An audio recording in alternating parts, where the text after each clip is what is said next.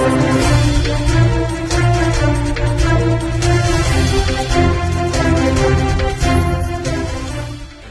Khatodara police દ્વારા ગુજરાત રાજ્યના police વડાના આદેશને લઈ અસામાજિક તત્વો અને ગુંડા તત્વો સામે કામગીરી હાથ ધરી હતી અને આરોપીઓ સામે શિક્ષાત્મક કાર્યવાહી કરી હતી.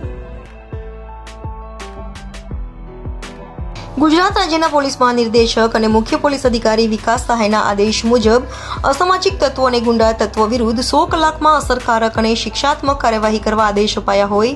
જેને લઈ સુરત પોલીસ કમિશનરના આદેશને પગલે સુરતની ખટોદરા પોલીસ પણ મેદાને આવી ગઈ હતી અને ખટોદરા પોલીસે મથકના PI BR Rabari, second PI CK Ninama અને સ્ટાફ દ્વારા અલગ અલગ ટીમો બનાવી લાઠી, હેલ્મેટ તથા ટોર્ચ જેવી પૂરતી સાધન સામગ્રી સાથે ખટોદરા વિસ્તારમાં કોમ્બિંગ કર્યું હતું અને અલગ અલગ વિસ્તારમાં સરપ્રાઇઝ ચેકિંગ હાથ ધરી શરીર સંબંધી ગુનાઓમાં પકડાયેલા અસામાજિક તત્વો તથા હિસ્ટ્રી શીટર તથા એમસીઆર અને તડીપારના ઈસમો